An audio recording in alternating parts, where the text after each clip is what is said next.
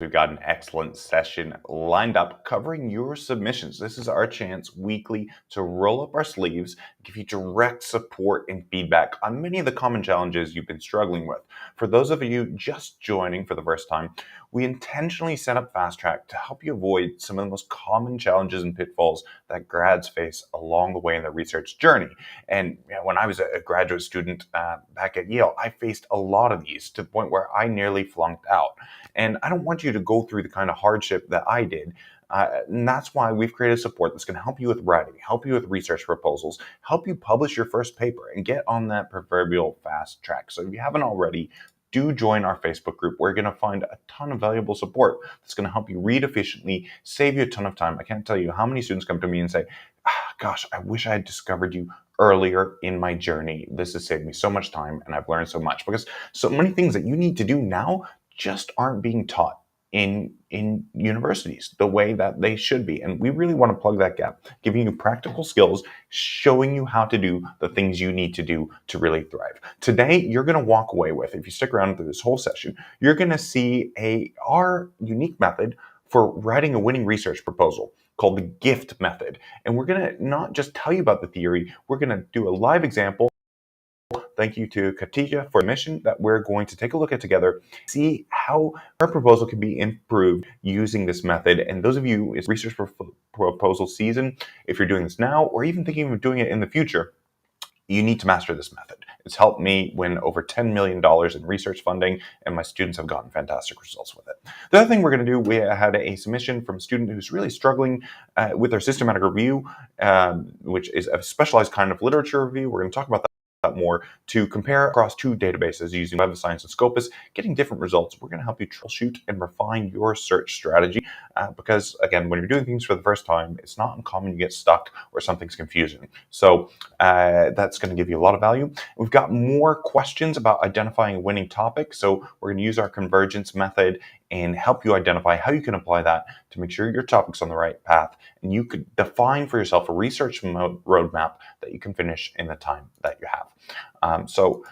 Guys, sometimes when I do share the screen, I often have Courtney here with me in the studio, and she can tell me if something goes wrong. So I'm counting on you to tell me if you can't hear or you're not seeing the screen. So thanks so much. Good to have you join us. I mean, we're really an international community. I know for some of you that's very early from Michigan. So Rana, thanks for jumping on and joining us. And as ever, when we do these workshops, you can submit it's your opportunity to get feedback from us. And if you're on Team Replay, let us know, comment replay in the comments because we are international. I know we have students in New Zealand and Australia, and it's the middle of the night there. So they're on Team Replay. I always go back through the comments and take your questions and come. So pitch them there for me. All right, let's dive straight in. I want to jump first to a question that came from us from Hafsa. And Hafsa is about to write a research proposal, hasn't got there yet, and is trying to define a topic. And Hafsa writes, my research topic in general is bridging the language gap, examining the efficacy of artificial intelligence and enhancing language skills. I'm just going to drop this in the chat. And so Hafsa wants to actually get into a doctoral program. And apparently their standards, what Hafsa's saying, is it needs to publish an article to get admitted, which is really quite profound because not so many students even publish during their PhD, and they're wanting you to publish before. Fantastic idea for those of you who are undergrads or masters looking along here. Publishing definitely is like money in the bank, helping you get scholarships, get connected into the field, and even making sure that you really love research and you want to do this. So that's a good idea, but I'm a little surprised to see that they want you to publish in order to get admission. So I'm not sure about that. But let me steer you to what I think is going to be really valuable for you if you do want to publish fast. And we've got a whole dedicated training set up for this. So many of you who have followed this channel for a while know I'm a big advocate of systematic reviews if you are doing research for the first time. And systematic review is kind of like a literature review on steroids. You're going to basically sweep the literature, but not in a kind of cherry picking way, picking a little bit here, a little bit there. You're going to throw out a big fishing net and gather all the articles on your topic and follow a step-by-step plan to summarize, synthesize, and analyze them to generate new insights. It's going to help you see things that other people haven't seen. The big payoff of this is it's going to give you a lot of confidence in your field. It's going to give you quick mastery by having gained all the knowledge and understanding where the frontier of your field is. It's going to help you identify gaps. And all these things you're going to see come back later when you need to define and write a good research proposal. The other payoff is that this is the easiest way to publish your first article.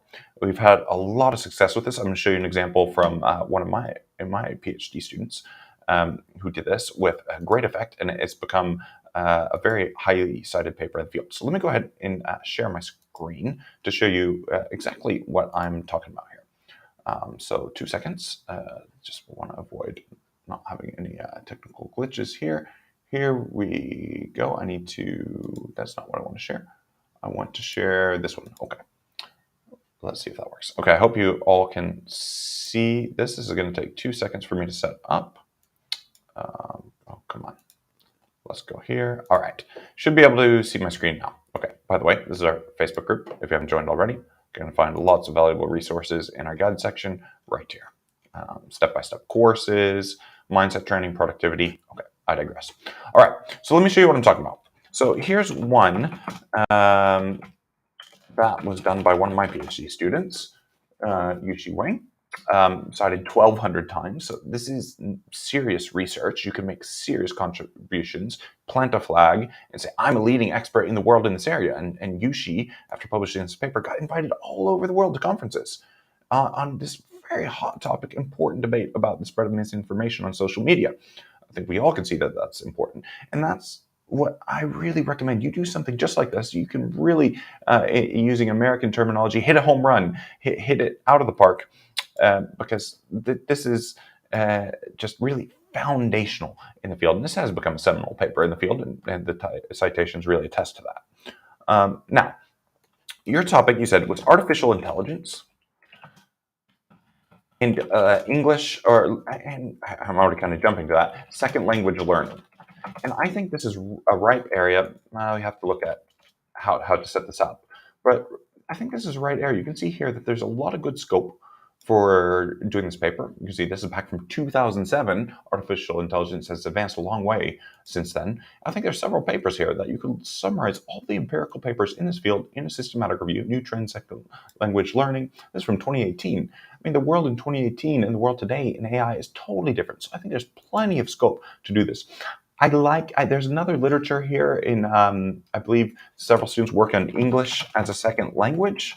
And I haven't really scoped this out fully, but I think, here we go, there's some here.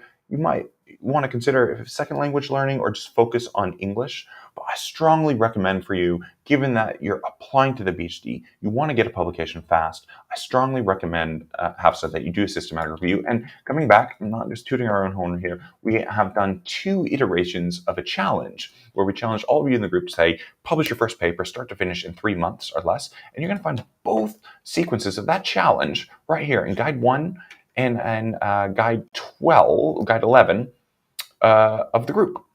And it's going to show you step by step what to do. So Hafsa, I hope that helps, but that is 100% what I strongly suggest that you think about doing to get to the next step.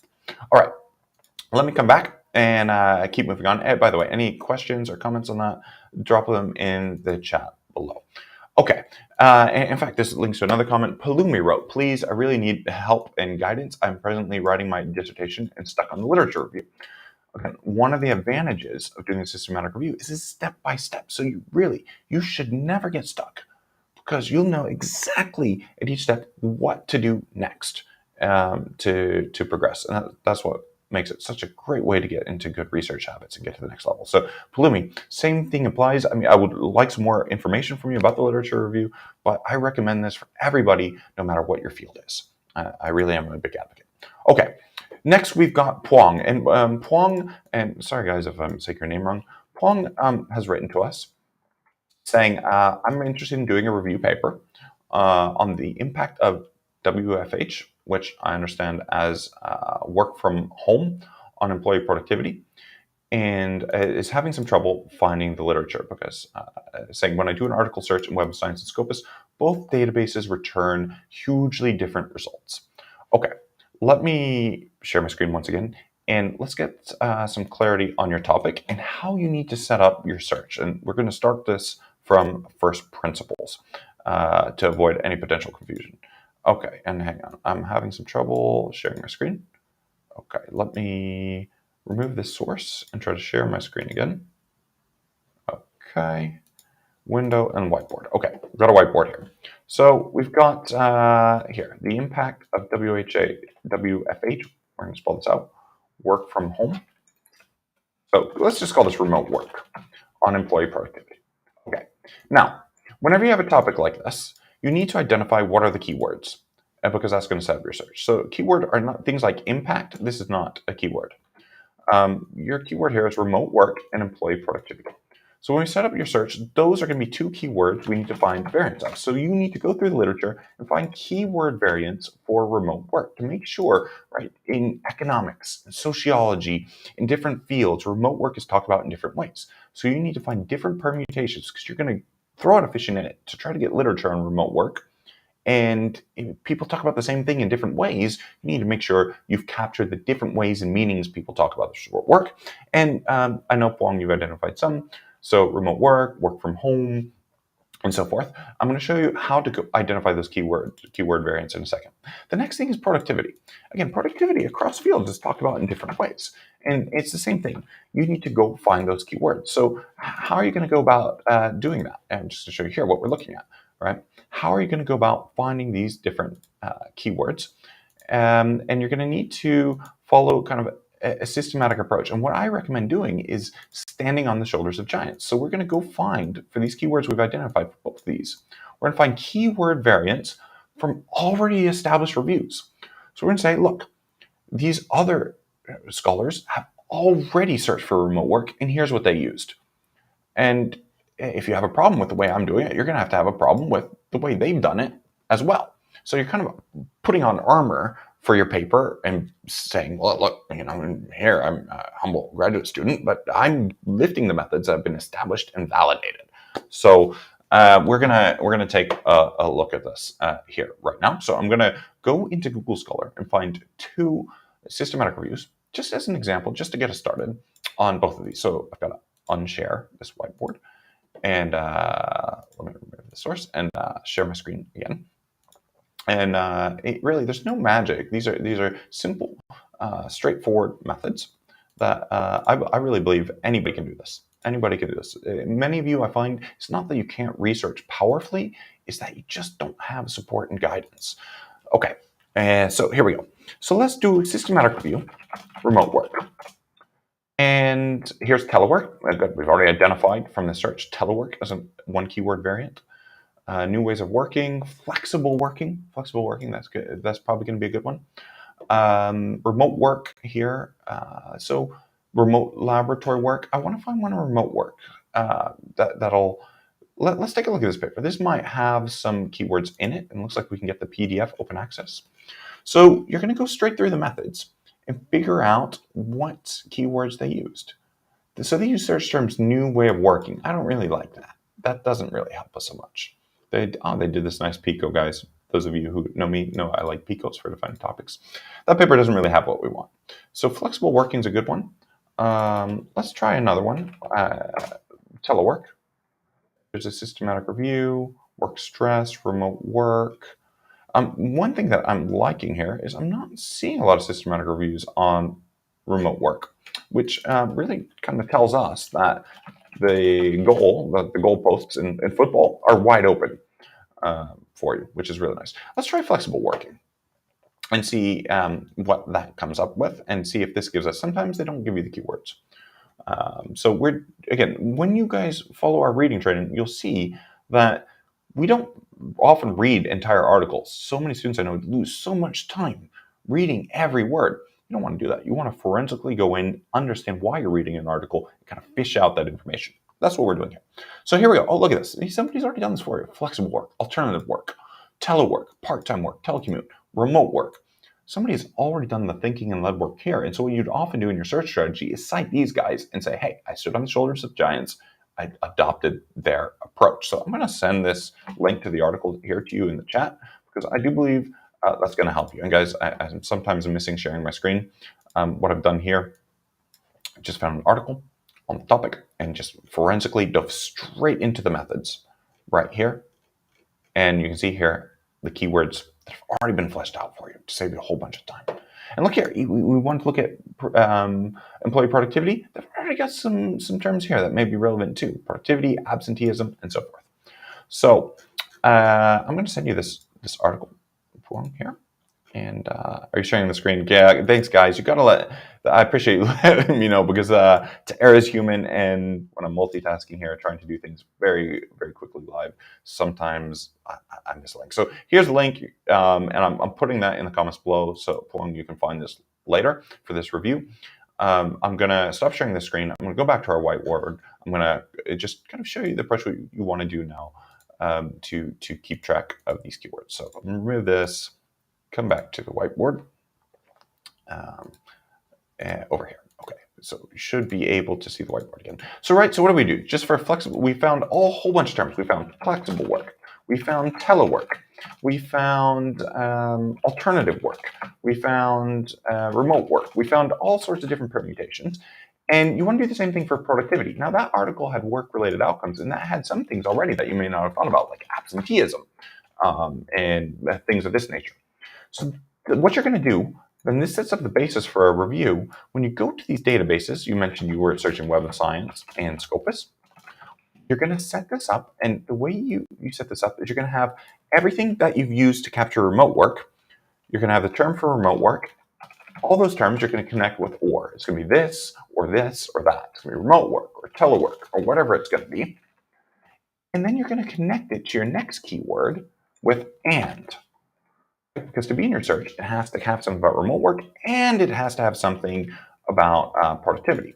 So whatever, keyword variants you're going to get here, productivity, absenteeism, and I can't seem to spell any of these things, and you're going to connect it like that. I hope this approach makes sense and it kind of demystifies the process, because it's really straightforward. It's not that complicated. It's simple research. And we want to keep that research simple because the content is already complex enough. Don't get lost in these methodological brambles that can really drag you down. Keep your approach, to the extent possible, as simple as possible to thoroughly answer your research question. So here we go. We got this. Now I want to take this approach and let's look in Web of Science and Scopus and see what's been going on. Now, I took this step kind of a bit in the background because Phuong shared with me the keywords that he had been using. I'm going to pop these into the chat here. Phuong, I can see that this approach, you missed some keyword variants that are quite important. And I don't want you to submit this paper to your supervisors, to journal. And they come back and say, oh, you didn't get the keyword variants. So Phuong had identified work at home, work from home, telework, remote work, telecommute.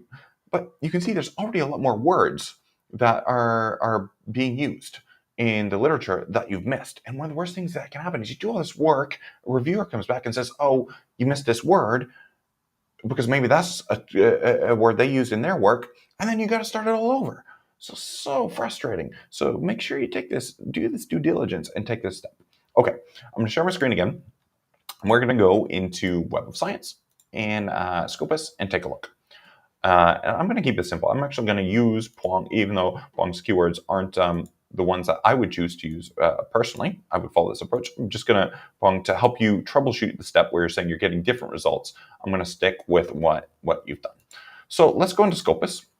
And I've got Scopus up here for you. I actually did this in the background. So what I did is I went into the advanced search. So no magic here. When you go into Scopus, you guys want to go straight into the advanced search. And to keep your search similar, you're going to have different fields you can search. Here, we're searching title, abstract, keyword. You can search just the title. You can search the full text, whatever you want to do. I often recommend title, abstract, keyword, because if you just have telecommute anywhere in the article, you don't know that the article is really about telecommute. It can just be mentioning it in passing. But if it's in the title, if it's in the abstract, if it's a keyword, it's more likely that the article really is about that. And you can see exactly what we did. I set up the keyword variants that Phuong sent here. This is one of the keywords, and connected it with and to the other. And this got about 1350 hits. So you're going to get more as you expand this. I think you want to include absenteeism. I think you want to include alternative work. Other terms, you'll notice too when you have multiple words that you're using quotes to capture verbatim what's being specified there. Any questions about this? Let me know. Some of you guys might be looking at this for the first time. You might not have been taught how to do this, so I want you to feel confident that you can do this yourself. Now, what Pong was running into was having trouble because in Web of Science, when Pong was operationalizing it, Pong said he was getting some thousands and thousands of hits. So I'm going to go next. I'm going to share another screen window and go into Web of Science and see if we can get this to be close. Okay, so I'm going to remove this source and add I pulled this up to save some time in the background. So where is Web of Science? Here's Web of Science. Okay, so I've got Web of Science. And again, what you want to do is go into the Advanced Search Builder. You see here, I'm in the Advanced Search Builder. And you want to build this up one step at a time. So here's what I did. All right, I very simply, I took these key terms from Pong. So I'll show you how I built this up. In this case, you want to get it as close as possible. So here you can search title, author, other things. Topic search is searching title, abstract, author, keywords. So that's the way in the different database we're going to set this up. And I'm going to put the keywords in. So we're trying to keep this as consistent as possible across the board. So I'm going to add this to the query. And then I'm going to add this to the history. And you can see here, I've got my first keyword. And if I search that first keyword, I get 3,500 hits. Next, I'm going to put in the second keyword. Again, just staying true to the methodology that Pong had, clear all this out. Add it to the query, add it to the history. Now I'm going to go through and combine these, and I'm going to combine them with and. And here we go. Now we get 895. Before Pong, I think what was happening was I could see your search is that you were putting all of them together with or. And that was getting you hundreds of thousands of hits. That was going to be completely unviable. You put it together this way, you're going to start getting articles that are right on the money for what you're interested in. I think you're still going to get a lot of articles. I'm going to suggest that since there's been a lot of work done in the last few years, you narrow this down even further so that you're not screening tons and tons of articles that may be irrelevant. I generally recommend in a systematic review, if you have too few articles, that you're not really taking stock of an entire field. If you have too many, it's just not going to be feasible for the timeline that most of you realistically are dealing with. So I recommend you aim for a final total of between 20 and 50 articles. It's not a hard and fast rule. When you get above 50 articles, you need to do more quantitative summaries, which you can really see. If you have anywhere between 3 and 10,000 words, and you've got 100 articles, you just don't have enough word count real estate in your paper to devote to explaining them and going into detail about each paper. You're going to have to do more quantitative type summaries. Okay, hope that makes sense, everybody. And Pong, let me know in the comments if this answers your questions, if you have any comments. And yes, guys, we're recording the session, so definitely there. And synonyms, we have this concept, Eugenie, I'm glad you asked that question, of saturation. You want to make sure, right, at some point when you start adding new keywords, you're not going to capture more articles that are meaningful. So if you go through and look in the course, to help you answer this question, what's really important is you want to make sure you're not missing important articles. So if we do a test where we say, have you missed important articles? And if you're finding you're missing those articles, you need to extend your keywords and understand why you're missing them. So I won't have time to get into all this today, but you want to hit this idea of saturation, and importantly, make sure you don't get what we call type 2 errors, which is an article that should have been included, but your search didn't find. And we have tests to help you see if that's the case, and you're going to find that in our step-by-step course, 100% free in the Facebook group. And there's some more advanced things about SLR and bibliometrics. You can do all sorts of fancy network analyses. I've done these before in systematic literature reviews. For the vast majority of you, I say focus on doing the nuts and bolts of a review, then add on advanced things. If you want to do a network analysis or citation analysis or other advanced things. In many cases, some of these methods, they're very fancy, they're pretty cool, they're fun, but you have to assess, is this method shedding light on my research question? And are you getting that payoff? That's ultimately what's the most important, not just necessarily fancy methods for the sake of fancy methods. In fact, sometimes when I've done some sophisticated network analyses and systematic reviews, the reviewers were confused and, well, what's the point of this? They couldn't understand it. And a paper, I thought it was great. I'm going the extra distance. I'm doing something really cool. And the paper got rejected because the reviewers couldn't understand it. So it's all to say the research is complex enough.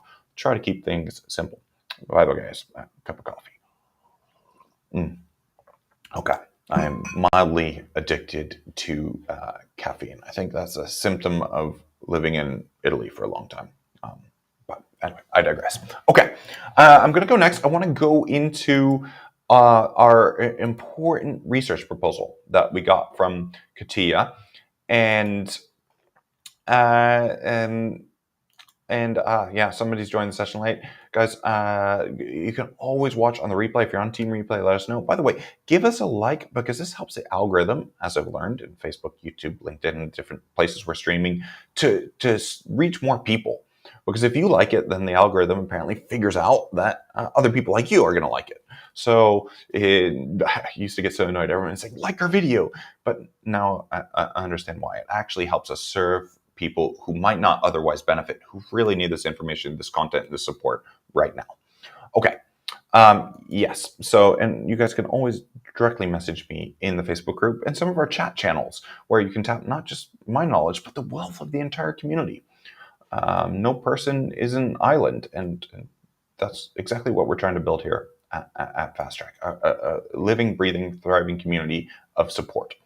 So that you don't have to suffer in silence like so many students I know, and I did personally. Okay, we're going to come over to Katia. So Katia is saying, this. Here we go. I defend my research proposal and I have 62. I'm guessing that's a grade, and it sounds like a British system grade because if it's US system grade, that's failing. UK system, that's all right. It sounds like the advisor wants you to define your objectives and the methodology.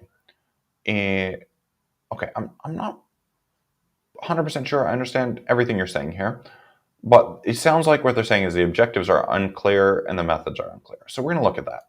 Now, I want to take a step back for a second first and define for you our GIFT method. Now, some of you, this is familiar to you. That's okay. Those of you who are new to the group might have never seen this before. So our GIFT method, I like to call it GIFT method. It's one of those cute mnemonics.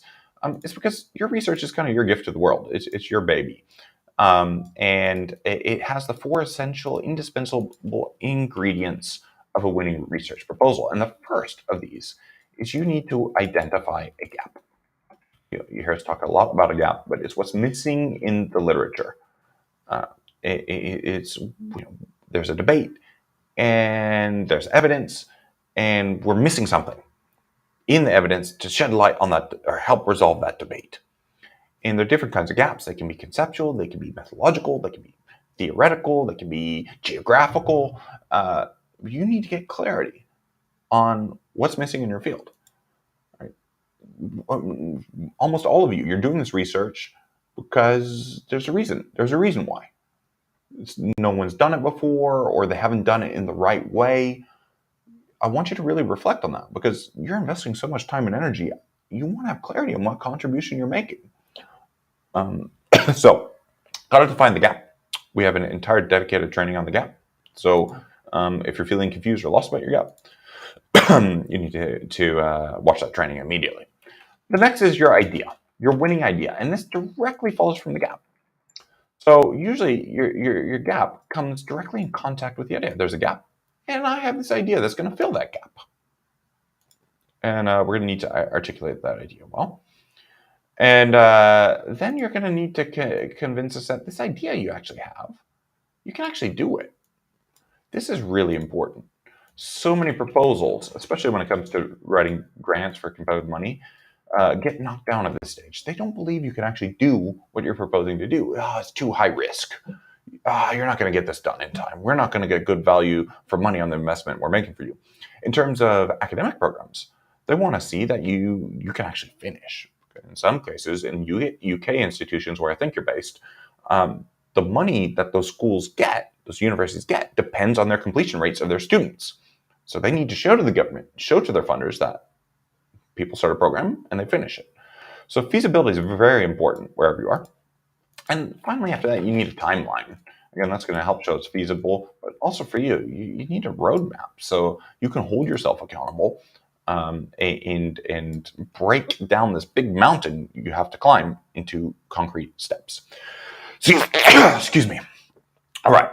So we're going to look at Katia's proposal, and we're going to forensically go in and look for these ingredients and try to help her find better ways to fulfill them, if they're there or not there. So we're going to be looking at this for the first time together, and you're going to evaluate this the way. This is exactly when a research proposal. I've been a grant reviewer, been on many PhD committees and boards. This is exactly what I look for. So I'm going to try to zoom this in so you can see a little bit better. It's a cool topic. Design and modeling and IoT. I don't know what an IoT is. I encourage you to avoid acronyms and titles. So I don't know what that is. Base smart bracelet device for women's menstrual cycle modeling and protection. Case study of this district week. Okay. Already for the title, we can kind of get an idea. The idea seems to be to design and model. So that's interesting. So based on the title, sounds like you want to design a new IoT. I don't know what that is. We'll find out. But you want to design, I don't know what modeling you want to do from this. It's a little unclear from the title, a smart bracelet device. All right, my immediate reaction is you're going to have some serious computer science skills if you're going to design a new smart bracelet device. I mean, I'm already worried about this because, right, Apple's designed these things like Fitbits and Apple Watch. Like, are you really going to be able to do that? And this doesn't sound like you're in an engineering program or a computer science program. So something just smells off about this. This seems impossible. Not trying to be harsh. My students say I'm fierce but loving, but this worries me. Okay. And then here we need to define why that's so important. Again, so the first thing we're going to look for is the gap. Right? I think there are a lot of smart devices that can track this. So what's the gap here? And why Mozambique? This is another question. Why, great, what is Mozambique telling us that's important for not just Mozambique, but the whole world? You're going to need that if you're going to want to publish and you want your research to be as high value as possible. So I'm already seeing some structural components in our GIF method I'm worried about. Let's go try to find the gap in the GIF method. Okay, so I'm just scanning this. And if some of you see it faster than me, drop it into the chat. Internet of Things. Thank you. Okay. IoT is Internet of Things. I encourage you not to use jargon at all. I don't understand why you need to use Internet of Things here. It's like here, the research aims to develop an assertive smart bracelet based on Internet of Things for monitoring and prediction. It's almost if I delete this and take this out, I've said the same thing.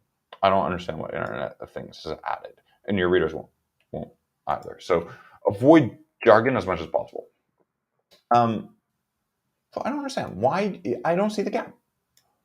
You're saying, okay, if you don't monitor your cycle, there's lots of problems. Well and good. What's the gap? Because to my knowledge, being naive, I'm not an expert like you are, Katia.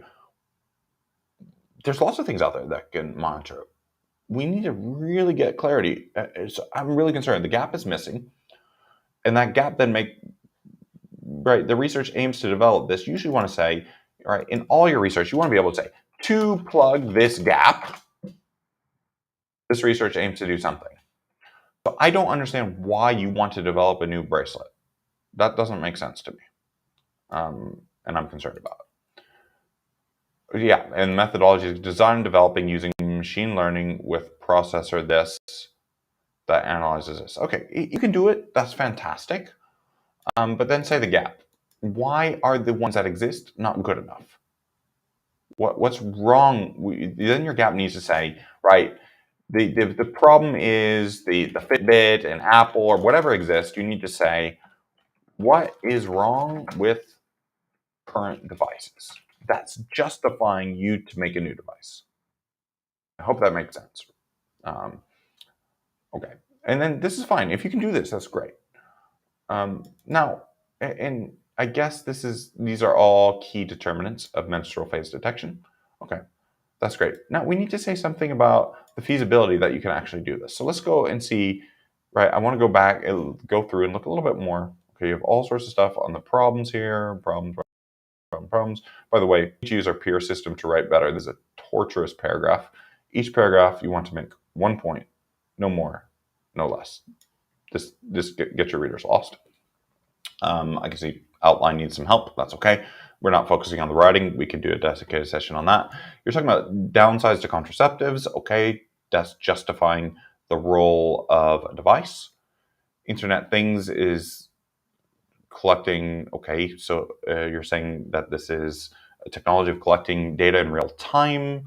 I don't know why you're talking about influence on the economy. That's not really so important here. We want to really focus like a laser beam. And there's no gap. That's the problem.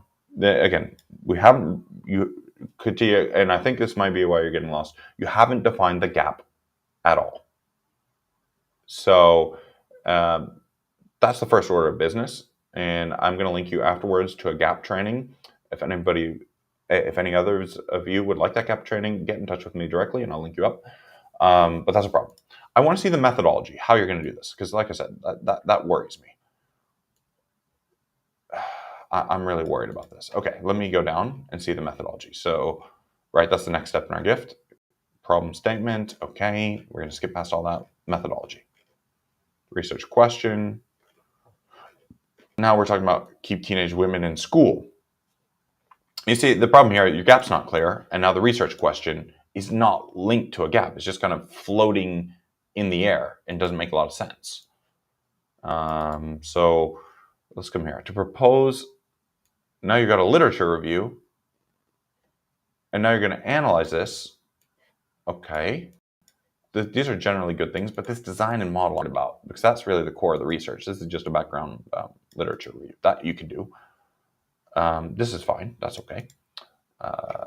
Literature research review, that's fine. Where's the design? Monitoring and prediction. What technology exists to overcome those issues? Well, I don't know what the issue is still, so we got to define that. Is there any existing technology? Yeah, so as you say here, there's a whole bunch. One, yeah, Orin, by the way, that's one I have on right here. Great device. Okay, comparing this. Okay, but you're saying you're going to design this thing. Why? Data collection. So this looks like you're analyzing data from these. But I'm not saying anything about designing a new bracelet, which is what you said you're doing. So the other problem, so this is, I'm sorry, Katia, not to be harsh. This is unfortunately completely incoherent. You're upfront saying you're going to design and model this, and then your proposal, there's nothing about designing and modeling this.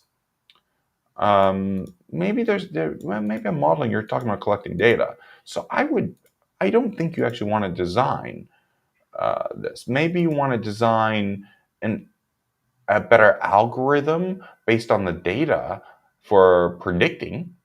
And then in which case you'd say, well, there's a problem with the current algorithms. They don't predict very well. And you think they don't predict very well because they're not capturing skin temperature in a good way. I don't know what you want to say. And that's about something else. Right. So Katia, I don't want to belabor this anymore. I hope this is clear. You need to define your gap. Your idea needs to come into contact directly with that gap. And I suggest just paring that back, get rid of that. You're going to design a new device. I think it's going overboard. I think instead what you're wanting to do is maybe evaluate the effectiveness of the different predictive algorithms that are used to see if you can do it better. And maybe you want to make a case that they don't work very well in Mozambique. Maybe there are some cultural differences or specificities there, why the tools being used in North America and the algorithms calibrated there aren't working very well in Mozambique. And that can be part of your gap and why you're going to do this in Mozambique. Maybe they work well in developed, but not in developing countries. I don't know. So when you get that, your supervisors are asking you to address a symptom, that your objectives are not clear. That is a symptom of underlying problems in the gap and idea. Okay.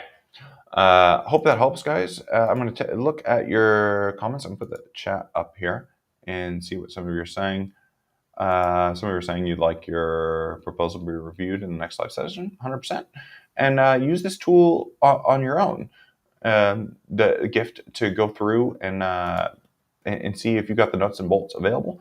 Hey, Ildar, it's been a long time. Ildar, I think, same Ildar, good friend from grad school when I was in Cambridge, way back in the day.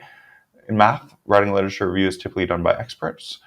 Yeah, I think so, because so often as a grad, you're kind of handed a research question from your supervisor. Now, if you're fortunate enough, like we were, to do our doctorates in Cambridge, then your supervisor may or may not be at the forefront of the field and hands you a winning research question. But not all of you are blessed in that way, and you can short circuit that by doing that review on your own and identify your own gaps. Now, mathematics, there's some fields where systematic reviews are not as common, but reviews are the best way for you to do that legwork and identify gaps, what's missing in your field. So I do recommend it for all grad students. Because it really helps you kind of find your feet. And one thing that happens with a lot of grad students I work with is they don't feel confident. They're new in the field. They feel like they're on shaky ground. They don't know if they're making a good contribution, if they're on the right track. And that background literature review will help you feel more confident. It'll help kind of outline the terrain where you're going to be working, if that makes sense. And you're becoming an expert. So I generally think this is just a great practice for anybody. So thanks for bringing that up, Ildar. Okay, we got a few more comments that I want to cover. And let me clear off the chat here. Okay. And Katia, let us know how you get on with that feedback and if you can do it. So I got a comment here from Yihang, and this is one I hear her a lot. Katia, I see you got, I think there's some comments coming here. So I'll come back to those comments in a minute. Okay, this is from Yihang. I'm sorry if I'm getting your name wrong. So Yihang saying, I want to gain some, I think you want to say you want to get research experience. You almost finish your PhD, but you never decide what to do and what not to do and lost interest. So it's a little bit hard if you don't have research experience and you're almost done with your PhD. I think you mean you're running out of time and you're getting to the end. And you're doing everything to satisfy your boss's interest and you don't know what to do. Yikes. Yeah, there's a lot there. So again, starting from first principles, PhD is a long slog. It's a marathon. Everybody tells you that. That's a cliche. It's a marathon, not a sprint. If you are not passionate about your topic, if you're not doing it for you, if you're doing it for money or to please your parents, or you just didn't know what to do, don't do it. It's not worth it. It's high work, low reward. I don't recommend it for you. So you really want to start from first principles and make sure what you're doing, you're really passionate about.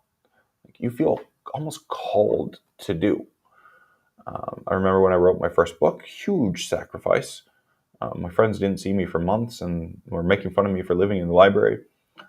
And I put in a lot of sweat equity, a lot of hours working, and made a lot of sacrifices. If you don't love what you're doing, if you don't find it intrinsically meaningful, don't do it. Or you're going to be down the road and find that you've invested time and energy and it just hasn't got you forward, and you're at a high risk of burning out. And the reality is 1 in 3 students who start on a PhD don't finish because of burnout. And you're showing signs of burnout. How do you break that burnout cycle? We got a dedicated training on that, so I won't get into all that here, but it's almost like you need a reset. It's hard to do a reset because you're far along, and it sounds like you're having to do what your lab manager or supervisor wants to do, and no one's really looking out for you. You might be helping your boss get ahead with research that he or she wants to do, but it's not helping you get to where you want to go. So this is not just this is not just that you're struggling to finish. This is that it's almost like you've lost control of your own research, and I want to find a way to put you back in the driver's seat to where you're going in a straight line to where you want to go career-wise, and not where somebody else wants you to go. So without the specifics sharing, it's hard for me to answer this, but I want you to watch that Breaking the Burnout Cycle training that we've got and see if there are ways to reconnect to your passion. And because you have limited time, we want to make sure, we just talked about the GIFT method, that what you're doing is very feasible in a short period of time. It sounds like you haven't produced a whole lot. And one way to restart that might just be to do a systematic review that goes back to your topic of interest. But do get in touch with me. Let's chat more. Many students don't despair, find themselves in this position. And in economics, there's an idea of sunk costs that sometimes people say, well, I've invested so much, I've got to keep investing, I have to finish. At some point, you have to decide, does it really make sense to finish and go forward, or to move on to something else? I can't answer that for you. But sunk costs is still, you keep throwing money onto a sinking ship. And if you decide structurally, I can't reset, I'm not going to finish, I'm burnt out, then you need to pivot. Again, that's a very difficult decision to do, and psychologically, it's very hard for some people to face. So I want you to ask yourself those critical questions, and I want to see if there's a way you can reconnect in the research you do to what you're most passionate about. So Yang, thanks for sharing that with us, but it's a very tough position that you're in. I also like to share some comments that I got from you throughout the week. Magdalena sent one saying, I'm a PhD student, coincidentally, here's another one, that got burnt out for all the reasons I give in the burnout cycle, trying to find my way back to actually enjoying research and, of course, getting published. I'm thinking about giving it up. The fast track gave me some well-needed energy. Love to hear it. And sometimes it's simple enough to feel like you have a plan, that you've got some control back, and you can see a light at the end of the tunnel. That you can, instead of seeing, I got to scale this mountain, I can get to the first stop along the way. And you feel getting yourself connected with the resources, the tools and the methods that will enable you to thrive. So I really hope that you'll be able to do that and find that. So that's really useful. Okay, I've got some more comments back on our previous gift method. So the design is a simple, smart bracelet, not watches. So you need to explain that. Again, the gap is not there. You need to convince me that feasibility of the gift, that you can actually do that. So in your research proposal, you need to have a whole separate section on designing that bracelet. And hopefully you'll have motivated what's wrong with it. With the other one. So it doesn't have to be a watch, but a bracelet. It's the same idea. That's not an easy thing to do. And I would be personally concerned that you could actually do it, because that strikes me as a very difficult thing. You need a new tool with sensors and monitoring capacity. I don't know how you're going to, I'm worried. Okay. Got another question. Hi, Prof. David. How can we get more acquainted with a particular topic as an early career researcher? I mean, I'm really consistent in my answers. I think a systematic review. It's a great way to get familiar with it. When you search in Google Scholar, your topic will bring you to some of the greatest hits in an area. That's the way the algorithm works, some of the most cited papers. So you can do that search in Google Scholar with some keywords related to your topic. That's going to give you greatest hits. You can also then filter in Google Scholar for the most recent papers. That'll help you kind of put your toe in the water and see what's being talked about in your field and see if you're excited. And when I say excited, you want to have that feeling like when you wake up in the morning, you can't wait to get started on this topic, that you're excited about it. It's not, for some of you, it might feel like, you're really having to drag yourself out of bed. It's this big Herculean effort to get in front of the computer or get to the lab or do what you need to do. And that's a problem. If you're showing any of those signs, you're showing early signs of burnout, and you need to get to the bottom of that. So make sure you follow our convergence method. We got a training on that convergence method to find a topic that you really love and get acquainted with it by sticking your toe in the water. Don't be scared. Dive in and start reading.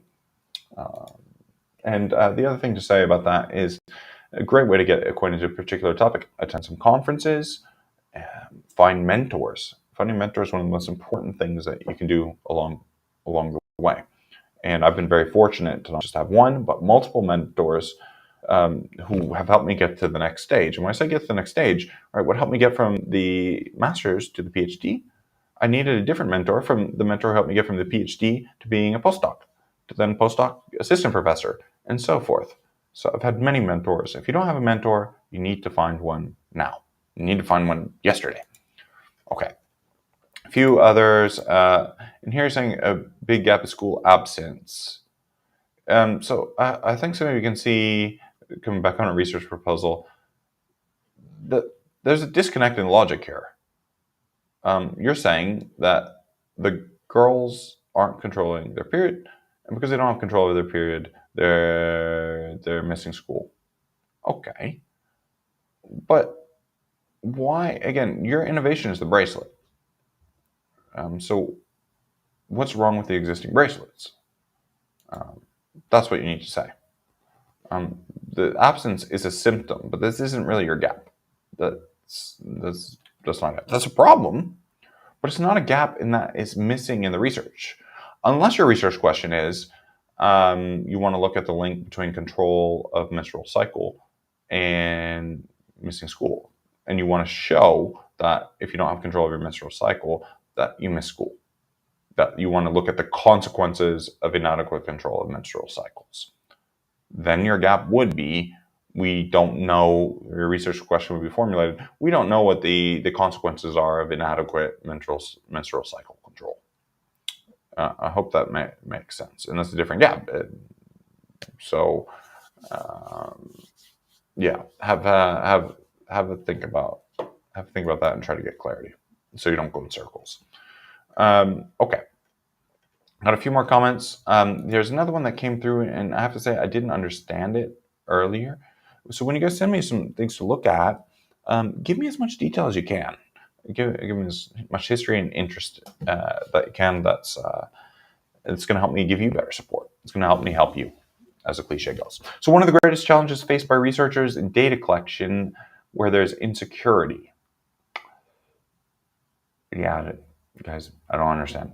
So some of you, if you don't write, we've got a lot of students from resource-deprived communities and countries in the group.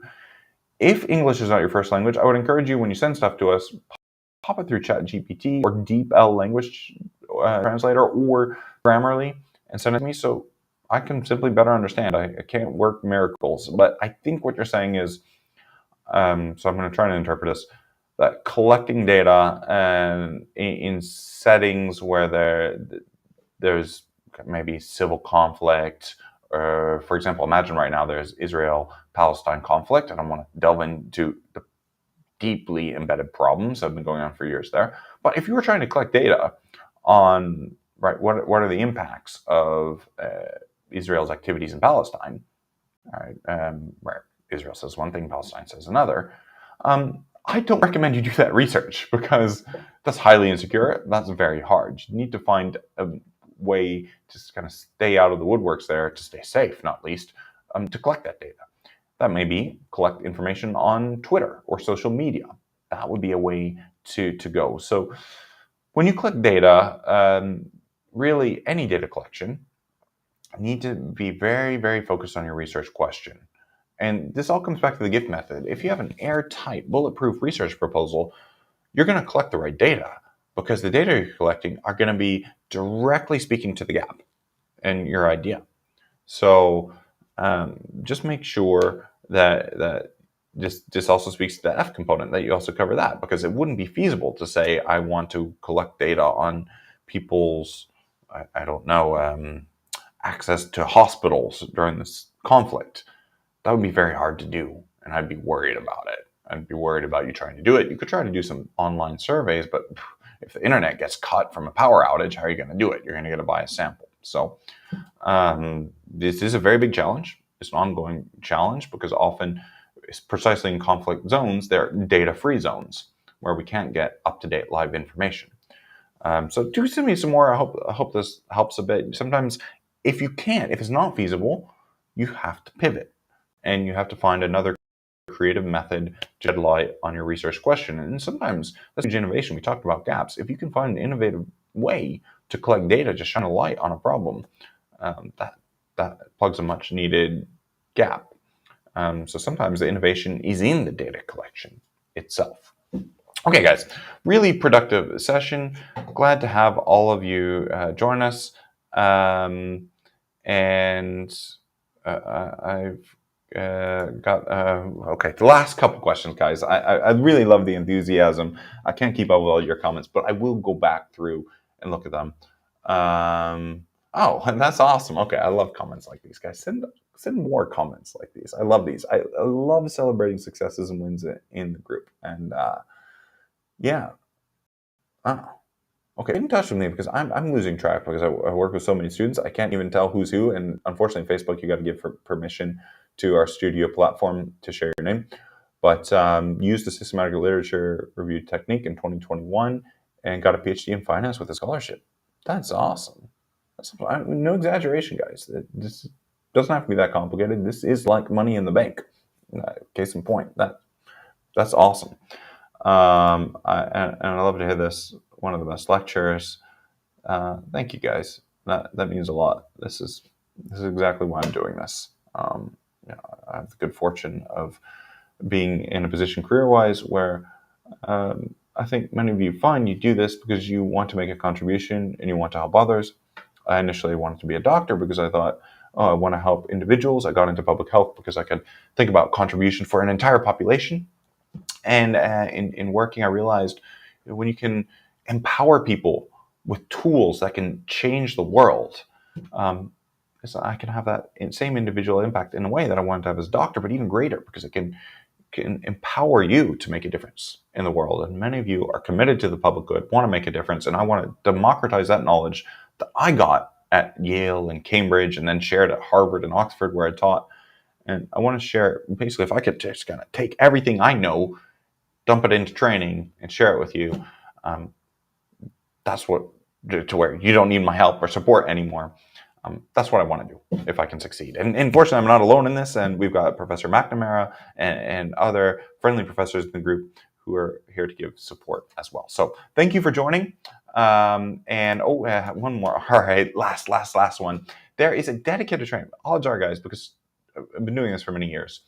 The things you need to do, kind of like vitamins for your PhD, are in our guide section in the group. So if you haven't already, join our Facebook group and go to the guide section, and you will find not only a training on how to find and leverage effective mentors, you'll also find a worksheet that's going to force you to take action steps today to identify and connect to a mentor. So thanks so much for joining, everybody, and I will look forward to seeing you next week.